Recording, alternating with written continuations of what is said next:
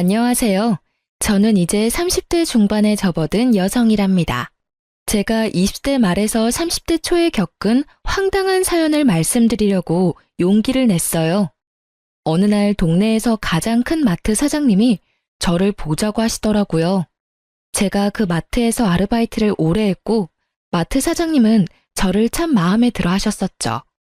그래서 아르바이트를 그만두고도 계속 친분 관계를 유지하고 있었어요. 사장님은 저를 만나면 맛있는 밥도 사주셨고, 저는 가게에 일손이 빌 때마다 가서 도와드리기도 했어요. 저를 마치 딸같이 생각해 주시더라고요. 어느 날 또 맛있는 것을 사주시겠다며 저를 부르셨죠. 그런데 이번엔 좀 의외의 말씀을 하시더라고요. 혜정 씨를 좋게 본 사람이 소개를 시켜달라고 어찌나 조르는지 원. 소개요?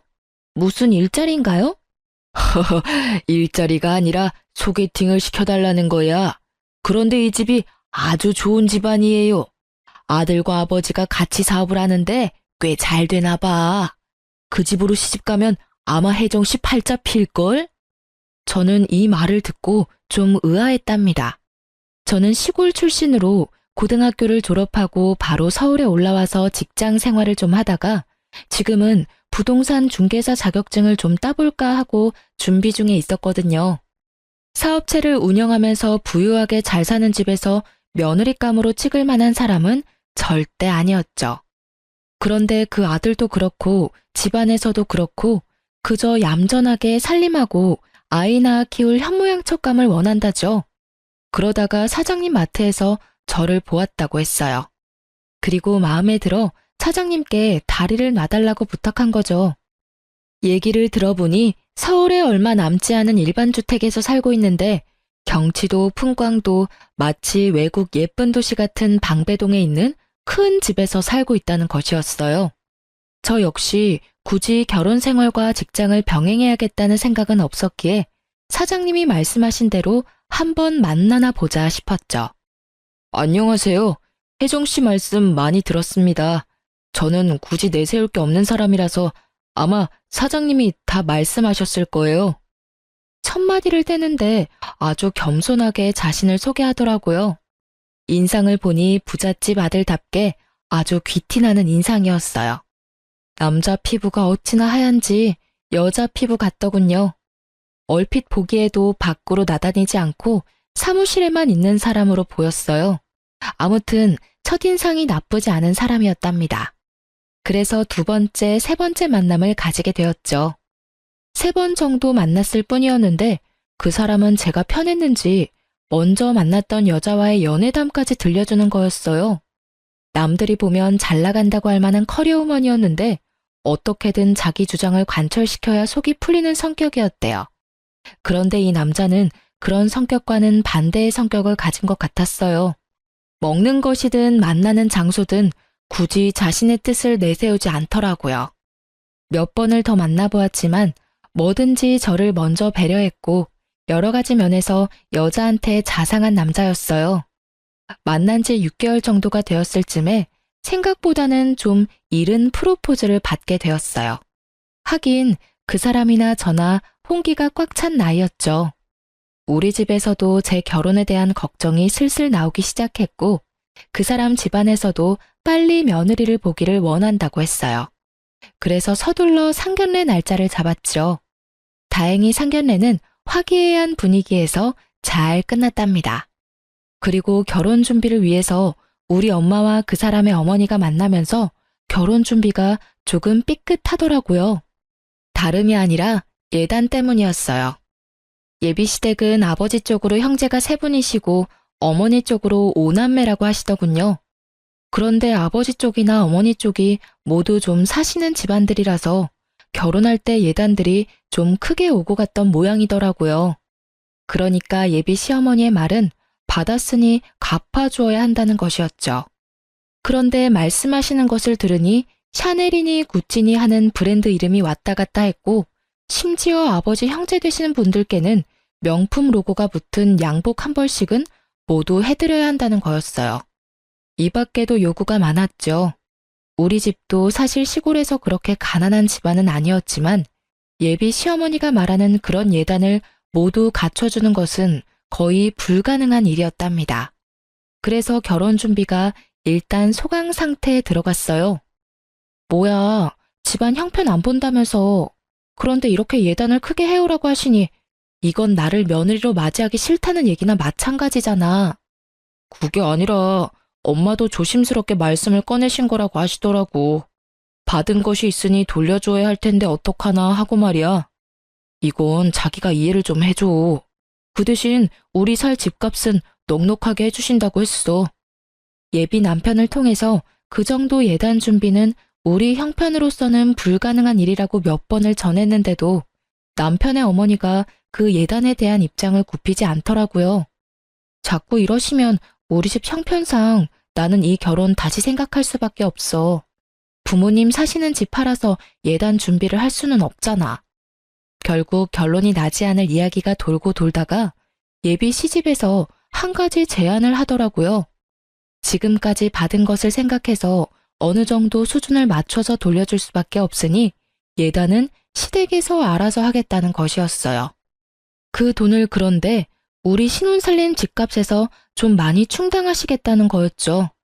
말하자면 예단비와 집값을 퉁치자는 얘기였어요. 그러면서 시어머니가 말하기를 어차피 집도 넓고 하니 집에 들어와 살라는 것이었죠. 시집살이요? 그건 정말 싫더라고요. 요즘 누가 시집살이를 하나요? 그리고 요즘 경향은 시부모가 오히려 며느리를 데리고 사는 것을 기피한다고 하잖아요. 며느리 시집살이라는 말이 괜히 나왔겠어요? 더구나 이 시집살이 제안에 제 발목을 잡는 원인이 또 하나 있었답니다. 바로 예비 남편의 누나가 되는 손이 시누이가 집에서 함께 살고 있다는 거였죠. 시부모님만 계셔도 힘든 판국에 손위 시누이에 남편까지 한 집에 살고 있다니 이 결혼은 정말 아니다 싶었답니다. 자기야, 우리가 아무래도 인연이 아닌 것 같아. 나는 부모님 모시는 것도 자신이 없지만 시누이하고 한 집에 사는 건 정말 자신 없어. 그러니 우리 그냥 이쯤에서 결혼 얘기 접자. 예비 남편이 한동안 말이 없더라고요. 그러다가 고개를 들어 창밖을 보는데 눈물이 반짝이는 게 보였죠. 그리고 그 반짝이는 것을 들키지 않으려는 듯 천장을 바라보기도 하는 거였어요. 제 나이가 몇인데 지금까지 연애 한번 못 해봤겠어요. 결혼 얘기가 나온 적은 없었지만 헤어지던 순간에도 남자의 눈물은 본 적이 없었답니다. 그동안 시집의 예단에 대한 고집과 그럴 여유가 없다는 저 사이에 끼어서 이 사람이 중간에 죽어났겠구나 싶었죠. 모든 걸 다 떠나서 내 마음을 좀 생각해줘. 그리고 우리 누나는 조금 있으면 나갈 사람이야. 길게 같이 살 생각 아니고 지금 매형이 하는 일이 잘 안 돼서 잠시만 우리 집에 살고 있는 거야. 그러니까 제발. 여자의 눈물에 약한 것이 남자라고 하더니 제 경우는 남자의 눈물 몇 방울에 마음이 약해진 케이스였어요. 생각만 해도 싫은 시누이까지 같이 사는 시집살이였지만 잠시라고 하니 일단 이 사람을 믿어보자는 쪽으로 마음이 조금씩 기울었답니다. 이렇게 얘기가 풀리면서 결혼 준비는 다시 활기를 띠었어요. 신혼여행도 해외로 열흘이나 보내주더군요. 시누이까지 있는 시집에 들어와 살기로 한 며느리에게 미안하다는 뜻에서 보내주는 것이라고 했다죠. 그렇게 달콤한 허니문이 끝나고 신혼 살림에 들어갔죠. 물론 결혼 전에도 인사차 간 적이 있었지만 시집을 가서 집을 여기저기 돌아보니 그냥 휙 보았을 때보다 훨씬 넓더군요. 거기다 마당까지 넓어서 이 집을 관리하는 것만 해도 큰일이라는 생각이 들었어요. 그리고 시부모가 기거하는 안방을 잠시 들여다보니 작지 않은 사무실만큼 넓더군요. 일단 음식 마련하는 일만 해도 큰일이었어요. 모두 6식구가 먹고 살아야 하는 일이었죠. 신혼여행이 끝나고 인사를 받겠다고 거실에 앉아있는 시부모와 시누이 내외를 보자 한숨이 저절로 나오더군요. 신혼여행에서 돌아와서 다음 날부터 부엌살림에 대해 우선 배우기 시작했죠. 지금은 시누이와 시어머니가 같이 밥을 해먹고 살고 있었는데 이전에는 가정부가 있었다고 했어요. 그런데 처음엔 괜찮더니 날이 갈수록 해이해져서 내보냈다죠. 시누이는 아주 익숙한 솜씨로 제게 시범을 보였답니다. 그런데 저는 시누이가 제게 부엌 살림의 시범을 보이는 동안 정말 적지 않게 놀랄 수밖에 없었어요. 형님, 식구는 6식구인데 이 정도 양은 7, 8인분은 훨씬 넘겠는데요. 이렇게 음식을 미리 많이 만들어 놓으면 다 남아서 버리지 않을까요? 아니, 이게 우리 집 한 끼분이야. 우리 엄마 아빠가 대식 가셔. 그리고 아버지 사무실이 이 근처에 있어서 밖에서 점심 저녁을 해결하지 않고 집으로 드시러 오는 경우가 많거든. 그래서 항상 여분의 음식이 있어야 돼. 그리고 시부모님은 식사를 부엌 식탁에서 아들, 딸 내외와 함께 하시지 않고 꼭 안방에서 따로 드시더라고요. 제가 죽어라고 음식을 만들어 놓으면 시누이가 안방으로 음식을 가져다 드렸죠. 그리고 시아버지, 시어머니가 간식도 즐겨 드시니 저더러 나가서 사오라고 차키를 자주 주더군요. 그리고 시아버지는 술, 담배도 즐겨 하시는 분이었어요. 한번 살아나갈 때마다 꽤 많은 양의 간식거리와 음료, 그리고 맥주 등의 주류, 담배 등을 사다 날랐죠. 제가 조금씩 일에 익숙해지자 시어머니와 시누이가 조금씩 손을 보태주기는 했지만 거의 모든 일을 저 혼자서 맡아 하게 되었죠. 그런데 그렇게 완전히 손을 떼버렸으면 차라리 좋았을 텐데 손만 떼고 입으로는 여전히 살림에 관여를 하는 것이었어요. 말이 좋아 관여한다고 하는 것이지 시누이는 제가 하는 일을 거의 관리, 감독하는 것 같았죠. 부엌 식탁에 앉아서 이래라 저래라를 반복하더군요. 정말 짜증이 머리 끝까지 솟더라고요. 솔직히 말해서 어머니가 집안일에서 손을 거의 떼셨다면 이 살림은 제 살림 아니겠어요? 이미 출가한 딸이 친정에 얹혀 살면서 시어머니가 해야 할 일을 자신이 하고 있는 것이었죠. 자기, 누나 금방 나간다고 했었잖아. 그런데 내가 보기엔 절대로 나갈 생각 없어 보이던데? 약속한 거하고 틀리잖아. 도대체 언제 내보낼 건데? 가뜩이나 일도 많을 텐데 누나가 도와주니까 없는 것보다 낫지 않아? 우리 엄마 아빠 음식 만들어대는 것만 해도 힘들 텐데 누나가 도와주잖아. 솔직히 주제 넘잖아. 출가한 딸이 얹혀 살면 나 죽었다 하고 살아도 미울 판인데 할 말 다 하고 어머니 대신 시집살이 다 시키고 도대체 당신 누나가 뭔데? 제가 이렇게 말할 때는 남편의 입에서 알았으니 어떻게든 빨리 내보내겠다는 말이 나오기를 기대한 거였어요. 그런데 남편의 다음 반응은 그야말로 의외였죠. 어디서 손이 시누이한테 주제 넘는다는 둥, 얹혀 산다는 둥 말이 많아? 그리고 누나가 무슨 시집살이를 시켰다고 그러는 거야? 누나가 안 가르쳐주면 자기가 그런 일 다 혼자 할 수나 있어? 다시는 우리 누나 험담하지 마. 나 기분 별로야. 남의 편이라서 남편이라고 한다면서요? 남편은 절대로 제 편이 아니더라고요. 결국 하소연을 한다는 것이 서러움만 한가득 받고 끝나고 말았답니다. 시어머니는 시누이에게 모든 것을 맡긴 듯 가끔 쇼핑이나 하면서 지내더라고요. 한번 나가면 명품 로고가 찍힌 쇼핑백을 한가득 들고 들어왔죠. 시어머니 안방엔 하나에 적어도 30만 원 이상 하는 고가의 화장품이 몇 개씩 보였고 옷방에 진열된 옷, 구두, 가방도 모두 내놓으라 하는 명품이었죠. 시누이 방에도 마찬가지였어요. 시아버지와 남편이 하는 사업이 잘 되기는 하나보다 생각했죠. 남이 보면 그림 같은 동네에 있는 큰 집에 잘 나가는 사업가 집안에 부러울 것이 없겠다고 할지 모르겠지만 저는 결혼한 지 얼마 지나지도 않아서 벌써 지치고 있었답니다. 우선 그 어마어마한 양의 음식을 만드는 것이 쉬운 일이 아니었어요. 그리고 시아버지와 남편이 일하는 사무실이 시댁과 근처에 있다는 것도 반가운 일이 아니었죠. 매일 집에 찾아와 점심, 저녁을 챙겨 먹었으니까요. 저 혼자만 먹으면야 김치 하나만 놓고도 먹죠. 그런데 시아버지 식탁을 그렇게 차려드릴 수가 있나요? 거기다가 남편과 시아버지의 퇴근이 늦는 경우가 많아서 오밤중이 되어야 제가 할 일이 끝나는 경우도 많았어요. 그리고 일이 정말 바쁘신지 사무실에서 못 들어오시는 날도 많았답니다. 일이 끝나고 제 방에 들어와서 앞치마를 벗으면 옷도 제대로 갈아입지 못하고 구겨져 골아 떨어지곤 했어요. 원래 저는 깊이 잠이 못 드는 체질인데 누가 업어가도 모르게 골아떨어질 정도로 힘든 생활이었답니다. 그렇게 힘든 하루하루가 지나고 있던 어느 날 친구들한테 갑작스럽게 전화가 온 날이었어요. 우리 집 근처에서 다들 만나기로 했으니 잠시 나왔다 가라는 것이었죠. 나갔다 오겠다는 말이라도 하고 나가려고 신우이를 찾았는데 거참 행동까지 빠른 신우이였어요. 분명히 조금 전까지 부엌에 같이 있었는데 아무리 찾아도 보이질 않는 거였죠. 다만 시어머니가 거실을 지나서 안방으로 가시기에 뒤따라가서 노크를 했어요. 아무 대답이 없더라고요. 그래서 다시 노크를 하고 문 손잡이를 돌려보았더니 안에서 잠겨 있더군요. 나가더라도 말은 하고 나가야겠는데 어쩌나 싶어서 좀 기다렸다가 또 노크를 해보았죠. 나 옷 갈아입느라고 문 잠갔다. 밖에서 말해라. 무슨 일이니? 아, 어머니, 친구들이 근처에 와 있다고 잠시 나오라고 해서요. 2시간만 나갔다 들어올게요. 어머니가 귀찮다는 듯한 말투로 그러라고 하더라고요.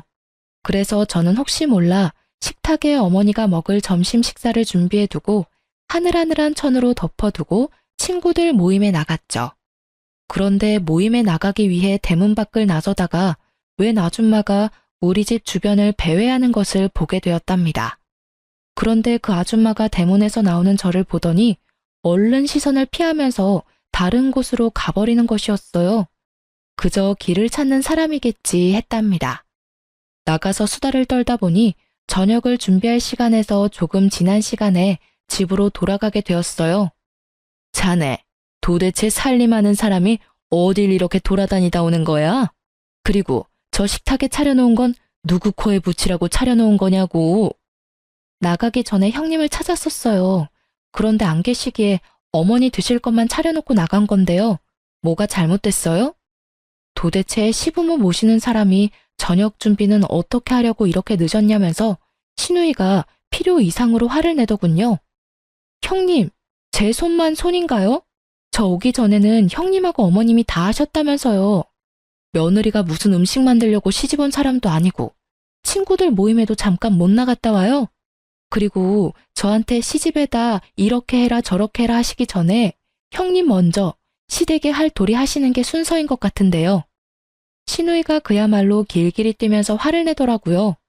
얌전하고 순종적인 줄 알았더니 사람 완전히 잘못 봤다는 둥, 여자 하나 잘못 들어오면 집안이 망하게 되어 있다는 둥, 솔직히 입에 담지 못할 말까지 섞어가면서 크게 핀잔을 주더군요. 이날은 저도 지지 않고 하는 말마다 대꾸를 해주었어요. 저희 결혼하고 나면 금방 나간다는 분이 왜 이렇게 친정에 오래 계시는 건데요? 이제 그만 이사 나가셔야죠. 안 그래요? 신우이가 기가 막혔는지 아니면 할 말이 없었는지 그만하자고 하더군요. 하고 싶은 말을 하고 나니 어느 정도 속이 시원했어요. 저녁 늦게까지 일을 다 하고 방에 들어와서 오랜만에 꿀잠까지 잤다니까요. 잠을 잘 자서 그런지 다음날 아침이 날아갈 것 같더군요. 아침 식사 준비를 해서 시아버지와 남편을 출근시키고 청소기를 밀면서 콧노래가 저절로 나왔어요. 아, 깜짝이야. 아버님, 깜짝 놀랐잖아요. 언제 들어오셨어요? 저 청소하느라고 들어오신 줄도 몰랐어요. 뭐 필요하신 거 있으세요? 시아버지는 그냥 잠시 쉬러 왔다고 하고는 안방으로 가더군요. 그러고 나서 제가 청소를 하러 2층으로 올라간 사이 시아버지가 어느새 다시 나갔던가 봐요. 저녁이 다 늦어서야 잠시 볼 수 있었죠. 처음 시집 와서는 정말 몸이 너무나 힘들어서 제 방으로 들어가자마자 골아떨어지는 일이 부지기수였는데 이제는 몸이 적응이 되어서 방에 들어가서도 여러 가지 일을 할 수 있었어요. TV를 보고 깔깔거리기도 하고 인터넷도 뒤져보고 넷플릭스에서 이 영화 저 영화 보기도 하면서 시간을 보내다 잠이 들기도 했답니다. 그리고 골아떨어졌을 때는 피곤해서 꿈도 꾸지 못했었는데 이제는 꿈도 꺼지더라고요. 꿈에서 웬 불도저가 하나 나타나서는 우리 집 지하실로 쿠궁거리며 다가오는 꿈도 꾸었죠. 그리고 꿈에 신우이의 머리채를 실컷 잡아 흔들어 주기도 했어요.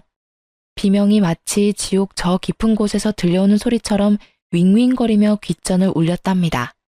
신우이 머리채를 잡는 통쾌한 꿈도 있었지만 깊이 잠드는 타입이 아니라서 그런지 꿈자리가 늘 어수선했답니다. 하루는 꿈에 웬 술자리가 보였어요.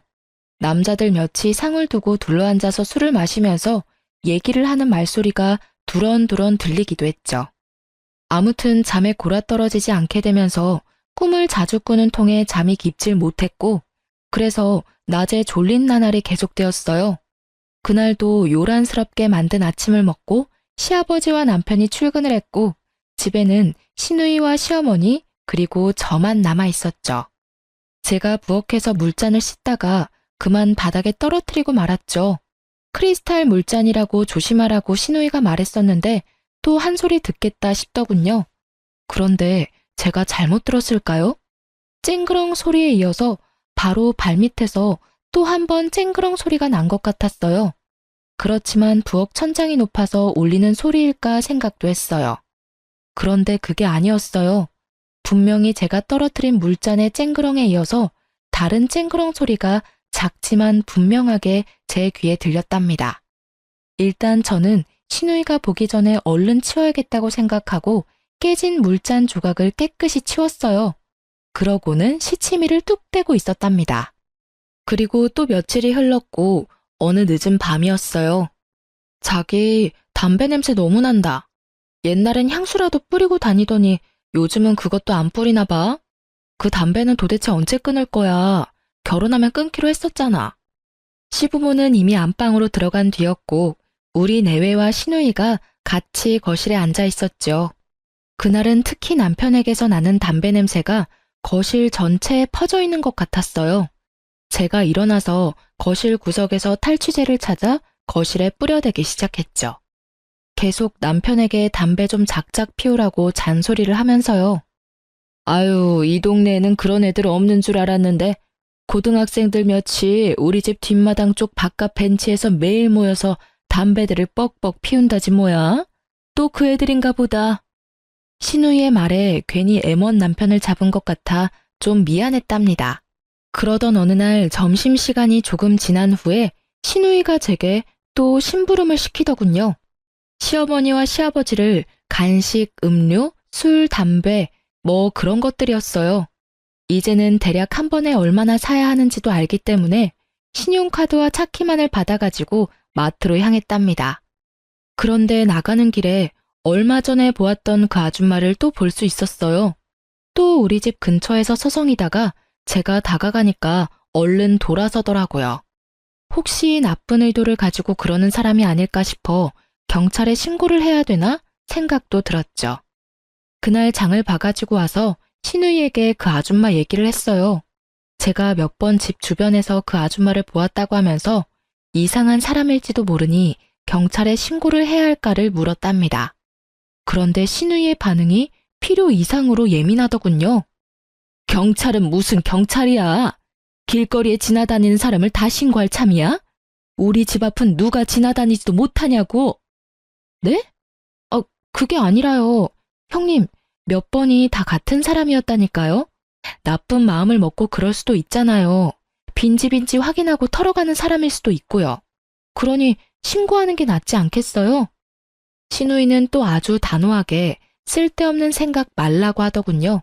하지만 분명 같은 사람이었고 제 마음속에 그 일은 하나의 궁금증으로 남았답니다. 며칠 뒤 길에 나가보니 어느새 단풍이 다 떨어지는 계절이더군요. 길에 떨어진 단풍잎들이 사람들의 발길에 밟혀서 지저분했어요. 차도에까지 날린 단풍잎들이 자동차 바퀴에 밟혀 도로도 지저분했고요. 장을 다 보고 집에 돌아와 차고에 차를 두고 일부러 대문을 통해 앞마당을 가로질러 들어갔어요. 집 앞 마당에도 나뭇잎들이 떨어져서 짓밟혀 지저분할 것 같았죠. 그런데 정말 이상했답니다. 나뭇잎이 떨어진 그대로 아무에게도 짓밟히지 않은 채로 온전한 모습을 하고 있는 거예요. 기껏해야 제가 나가면서 밟은 것 정도였어요. 솔직히 식구가 6식구이고 아침마다 4사람씩 출근을 하는데도 나뭇잎이 멀쩡하다뇨. 다들 이 마당을 통해서만 나갈 수 있는데 참 이상하다 싶었죠. 그러다가 한 가지 깨달은 사실이 있었답니다. 그동안 거의 한 번도 빼놓지 않고 시아버지와 남편이 출근할 때 중문까지만 배웅을 했었다는 생각이 났어요. 따라 나갈라 치면 굳이 중문을 닫으면서 나오지 말라고 했던 남편의 말도 기억났고요. 오늘도 남편과 시아버지가 중문을 통해 나갔고 저는 현관을 나가는 것까지만 보고 들어왔던 기억이 나더군요. 시누이는 어딜 갔는지 보이지 않았고 어머니도 안방에 있는지 기척이 없었고요. 자기야, 나 자기 사무실 좀 구경시켜주라. 한 번도 안 데리고 나갔었잖아.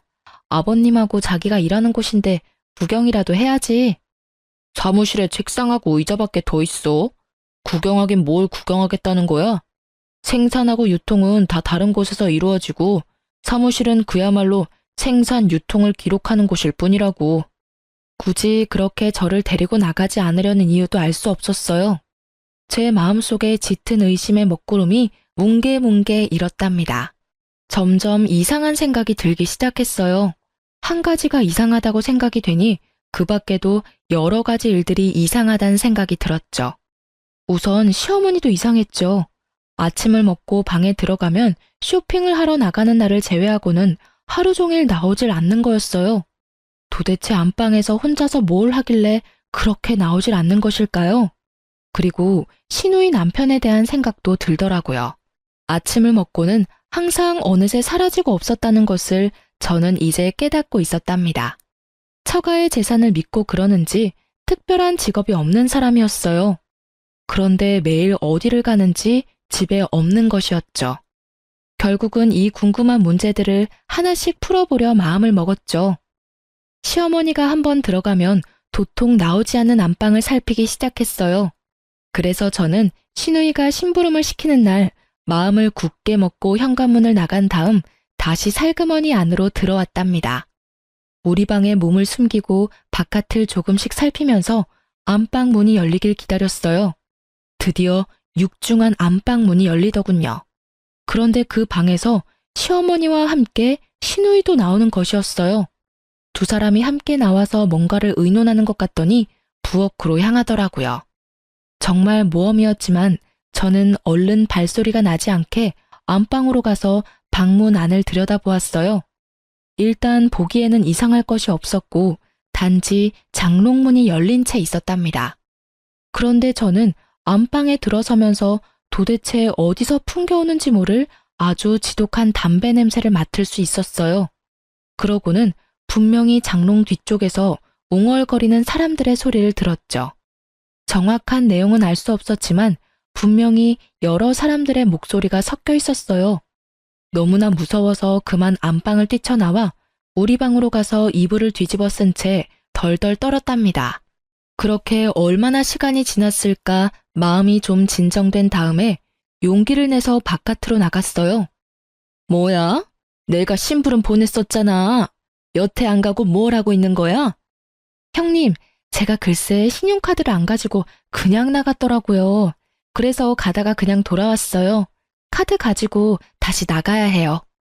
시어머니와 시누이가 젊은 애가 정신이 없다며 혀를 끌끌 찼고 저는 얼른 바깥으로 나와 차에 시동을 걸고 전 속력으로 달렸죠.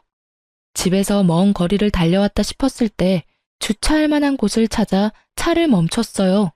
그리고 생각을 하나씩 정리하기 시작했어요. 분명히 집안에 제가 알고 있는 사람 말고 다른 사람이 있다는 결론을 내렸죠. 장롱 뒤쪽에서 들리던 소리 결코 제가 잘못 들은 것이 아니었답니다. 그러고 보니 안방에서 거의 나오지 않던 시어머니와 그 알 수 없는 목소리의 주인공들의 관계가 궁금할 수밖에 없었죠. 도대체 이런 일들을 어떻게 설명하면 좋을까요? 그러다가 제가 한 가지 기억을 놓치고 있다는 것을 깨달았어요. 바로 집 근처를 배회하던 그 아줌마에 대한 것이었죠. 경찰에 신고하자고 했더니 시누이가 펄쩍 뛰던 일도 생각났고요. 정말 무서워서 집으로 돌아가고 싶지 않았지만 제 남편이 관련된 일이었어요. 이렇게 말 한마디 없이 도망치고 말 수는 없는 일이었죠. 그래서 집으로 돌아갔는데 동네 어귀에 들어서면서 그 아줌마를 또 볼 수 있었어요. 얼른 내려서 아줌마를 붙잡았죠. 아줌마는 처음에 저를 겁내하더군요. 아줌마, 저희 집 주변을 자꾸 왔다 갔다 하시는 이유가 있죠? 왜 그러시는지 얘기 좀 해주세요. 저 겁내지 마시고요. 저 역시 알고 싶은 일이 있어서 그래요. 아줌마가 제가 누구인지를 물었고 저는 시집 온 지 얼마 안 된 며느리라고 스스로를 소개했죠. 세댁, 나는 그 집에서 일하던 가정부예요. 일단 일이 너무 힘이 들어서 그만두고도 싶었고, 그리고 그 집 사람들 다 너무나 이상한 사람들이에요. 세댁 혹시 그 어마어마한 집이 자가가 아니라 새 들어 산다는 거 알아요? 새를 들어 산다니 정말 처음 듣는 말이었어요. 도대체 그 비싼 동네에 그것도 그 큰 집에서 보증금은 얼마며 만일 월세라면 도대체 얼마를 내고 산다는 말인가요? 아줌마가 말해주더군요. 적어도 1,000만 원 가까이 세를 주면서 살고 있다는 것이었어요. 그걸 어떻게 알았느냐고 했더니 의외로 우리 시집이 그 집으로 이사 온 것이 얼마 안 되었다는 것이었죠. 부근의 인력 사무실에서 아줌마는 인기가 좋은 사람이었다고 했어요. 요리 솜씨가 좋고 깔끔해서 써본 사람들은 다시 찾는다고 하더군요. 그래서 아줌마가 시집의 입주 가정부로 고용이 되었다는 것이었죠. 그런데 무슨 공사를 하는지 안방과 지하를 인부들이 왔다 갔다 하면서 공사를 하더라는 것이었어요.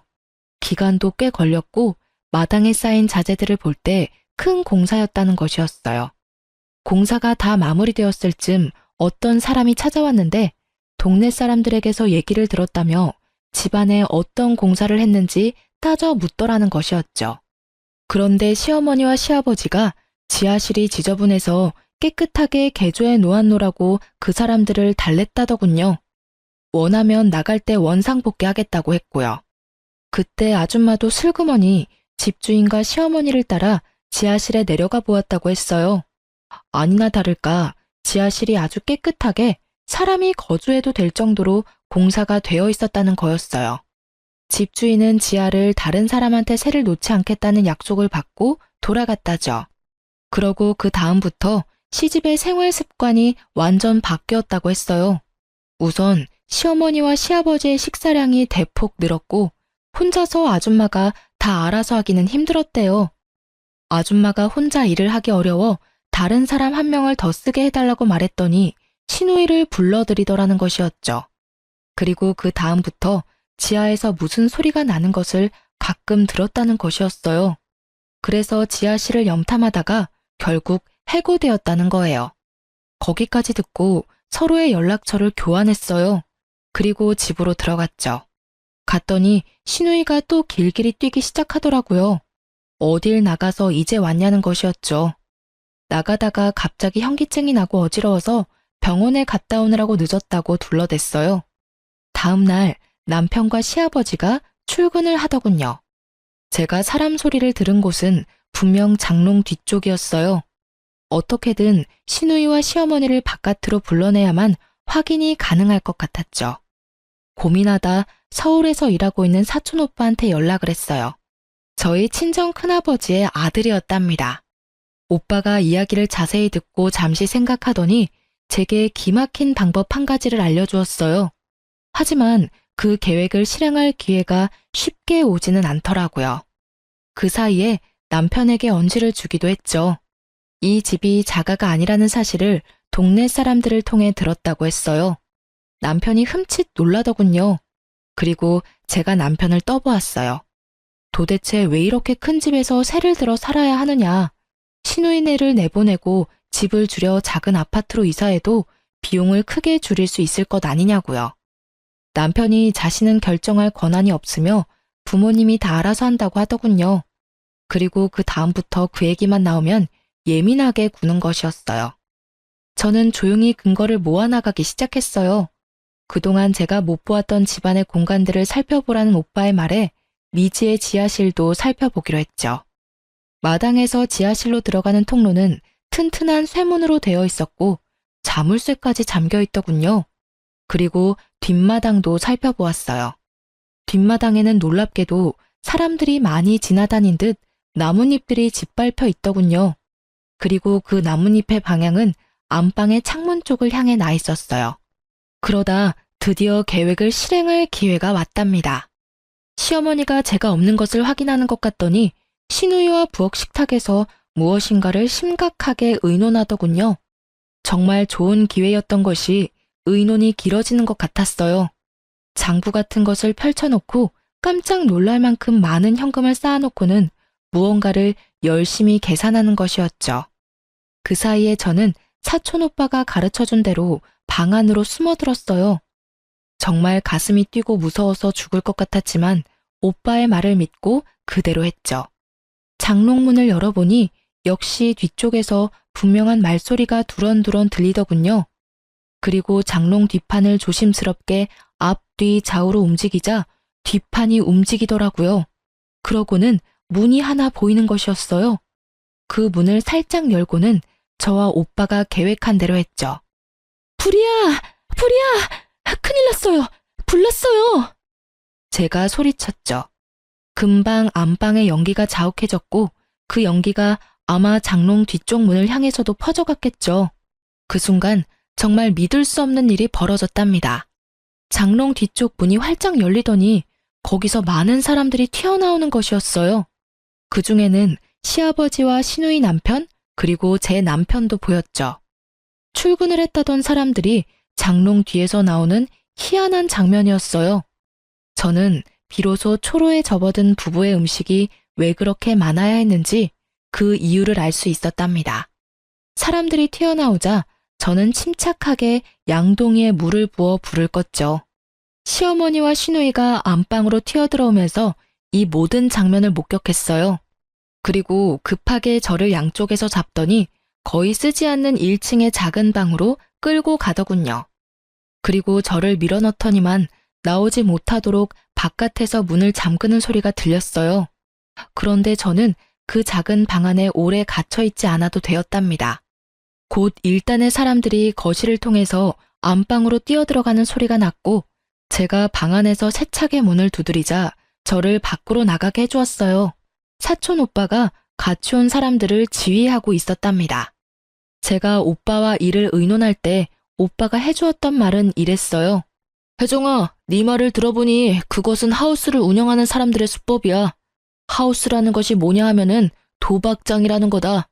아마 몰래 모여서 도박을 하고 있을 거야. 도박장을 개설한 사람은 일단 장소 사용비로 꽤 많은 돈을 받아내고 식사 등 필요한 물품도 엄청난 이문을 얹어 팔기도 하지. 맥주 한 병에 10만 원, 뭐 이런 식이야. 그러면서 오빠가 말했죠. 기회가 올 것이니 기회가 오면 놓치지 말고 오빠가 시키는 대로 하라고요. 저는 그 기회를 보다가 안방에 양동이를 가져다 놓고 그 안에 불을 지펴 연기를 냈던 것이었답니다. 우리 오빠는 말이죠. 서울중앙지검에 근무하는 검사였어요. 우리 집안의 자랑이자 긍지였죠. 저에게 그렇게 하도록 시켜놓고는 집 주변을 수사관들이 매일 감시를 한 것이었어요. 제가 결정적인 증거가 드러나게 하는데 큰 역할을 한 것이죠. 장롱의 통로를 통해 기어나온 사람들이 줄줄이 연행되었어요. 남편과 시아버지 그리고 시누이 남편도 연행되었죠. 저는 참고인 겸 증인으로 검찰 수사관들과 동행했고 가정부 아줌마도 참고인으로 와 있더군요. 제가 시모와 시누이에게 말했어요. 그렇게 번 돈으로 명품으로 휘감고 사는 것이 그렇게 좋던가요? 남의 집을 빌어서 도박장을 개설할 정도로 돈이 그렇게 좋았어요? 그렇게 해서 모은 돈으로 앞으로 무엇을 하려고 했는데요? 내 짐작이지만 아마 생각보다 저축이 많지 않을 것 같네요. 그렇게 번 돈은 금방 써버리기 마련이니까요. 정말 성실하고 힘들게 번 돈이라야 귀중한 것을 아는 법이죠. 아이고, 며느리 하나 잘못 들여서 집안이 망했구나. 옛말에 개같이 벌어서 정승같이 쓰라는 말이 있지 않니? 나는 내 나름대로 그렇게 쓴 거다. 지하에 음식 날라다 주고 심부름 해주는 일은 뭐 쉬웠을 것 같니? 나도 힘들게 노동을 해서 번 돈이야. 그렇게 해서 사람들이 부러워하는 물건들 좀 사들였다. 이게 정승같이 쓴 거 아니겠니? 궤변 중에서도 인류 역사상 최고의 궤변이네요. 한 사람도 아닌 온 식구가 그런 생각을 하는 것 같으니 그것도 정말 희귀한 일이고요. 남편과 시아버지는 이미 상습 도박으로 여러 번 처벌을 받았다죠. 그리고 남편은 이미 한 번 이혼을 한 전력이 있더군요. 그것도 남편의 도박병 때문이었죠. 이혼 후에도 그 사실을 들키지 않기 위해선 번듯한 가정을 꾸려 멀쩡하게 살아가는 척 연기를 할 필요가 있었죠. 하지만 비밀을 숨기기 위해선 이것저것 많이 아는 똑똑한 서울 아가씨들보다는 시골에서 순박하게 자라난 며느리가 좋았을 테고요. 아이씨, 시골뜨기라 아무것도 모를 줄 알았는데 완전히 잘못 짚어서 집안 망했네. 뭐 들어가도 몇 년 살면 나오겠지. 우리 집 이런 식으로 안 죽는다고. 사촌오빠가 이번엔 아마도 빨리 나오지는 못할 것이라고 말해주더군요. 시아버지의 도박병은 이미 젊은 시절에 시작되었대요. 그 아버지의 그 아들인지 일확천금을 노리는 경향이 똑같았다더군요. 남편은 도박 때문에 입건되면서 회사에서 해고를 당하고는 아예 이 길로 들어선 것이었어요. 가슴에 손을 얹고 생각해봐. 회사에서 하루하루 열심히 일하고 한 달에 한 번 월급을 받는 그 기쁨이 기억이 나나? 그런 기쁨을 내던지면서 이런 두려움 속에서 돈만 추구하고 살았다고? 그리고 도박 뒤치다꺼리를 위해서 결혼을 했다고? 충고하지만 자식은 낳지 마라. 좋은 것을 가르칠 것 같지가 않아. 내가 보기엔 모두 구제불능이거든. 이혼 서류의 도장을 받으러 구치소로 갔죠. 남편은 여전히 들킨 것이 억울한 모양이더라고요. 저를 보고 이를 가는 표정을 보고 알 수 있었어요. 가족 전부가 도박 개장죄로 실형이 선고되었고 적어도 3년 동안 사회에서 마주칠 일은 없답니다. 남편과 이혼하고 저는 작은 회사에 취직을 했답니다. 주경 야독이라고 낮에는 일을 하고 퇴근 후에는 공인중개사 시험을 위해 열심히 공부를 하고 있어요. 적은 임금이지만 아껴 쓰며 저축도 조금씩 하고 있죠. 저금 통장이 한두 푼씩 불어나는 그 재미를 남편과 시집 식구들은 당연히 모르겠죠. 지금까지 제 결혼에 얽힌 이야기를 해드렸네요. 꽤 충격적인 이야기였을 텐데 시간 내서 들어주셔서 감사합니다. 좋은 하루 되시길 바랍니다.